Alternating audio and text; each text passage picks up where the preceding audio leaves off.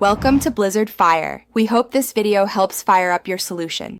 You start by collecting the essentials: your full email address, current password, and the provider name. Once done, confirm whether you'll use IMAP, POP3, or Exchange, because that changes ports and sync behavior. Make sure to note the device type you'll configure. Mobile and desktop apps may default to different setups. If you don't know the protocol, check account settings in the webmail interface. The provider often lists suggested server names and recommended security settings there. Next, locate the actual server host names and ports. You'll look for incoming server details: IMAP or POP3 hostname, port number, and SSL/TLS requirement, then find SMTP details for sending mail.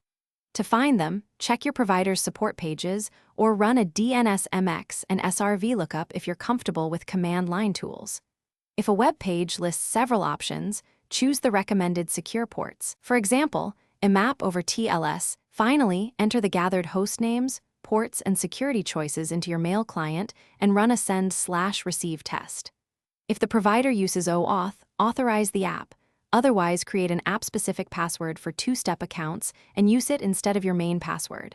Make sure to save settings and restart the client if needed. If things fail, one key troubleshooting tip: verify port numbers and SSL mode first. Then confirm authentication and firewall rules to isolate the connectivity problem.